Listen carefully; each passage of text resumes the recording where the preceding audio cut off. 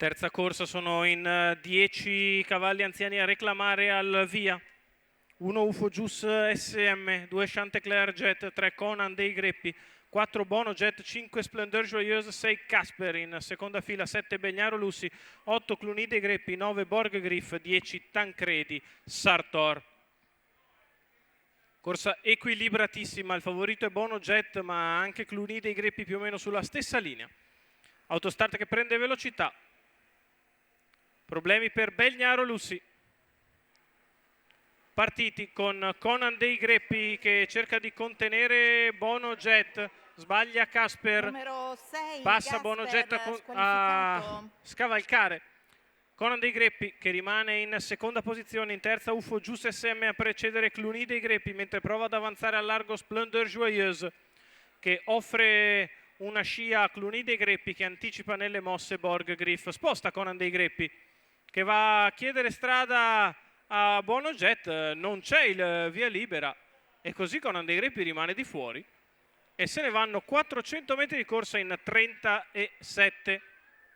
In vantaggio Bono Jet su UFO Juice SM, secondo in corda, punta in avanti Borg Griff che non perde tempo e va sulla testa della corsa, mentre ha sbagliato UFO Juice SM, è sceso alla corda Conan dei Greppi. Fase confusa della corsa con Bono Jet in vantaggio, Borg Griff che attacca al suo esterno, poi Conan dei Greppi che precede Splendeur Joyeuse, quindi Cluny dei Greppi, sbaglia Conan dei Greppi, dopo 800 metri passati in 1-1-7. Bono Jet si difende da Borg Griff che attacca con gran decisione al suo esterno. Splendeur Joyeuse segue terza avanti a Cluny dei Greppi che precede Tancredi Sartor. Il chilometro se ne va in 1:16,4 con Borg Griff che prova a ritornare su Bono Jet, il quale si difende alla corda, sempre quella mezza lunghezza da gestire. Splendeur Joyeuse insieme a Cluny dei Greppi provano a riavvicinarsi. La retta di là passata in 14,4, Bono Jet ha respinto forse definitivamente Borg Griff che si deve accodare.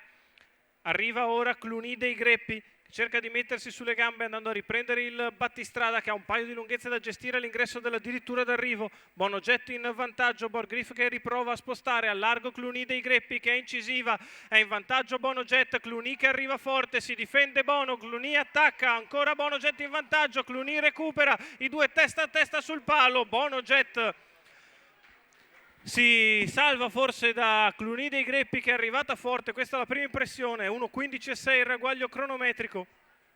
Se così fosse ha fatto un vero e proprio numero Bono Jet, respingendo tutta strada gli attacchi perentori di Borg Griff.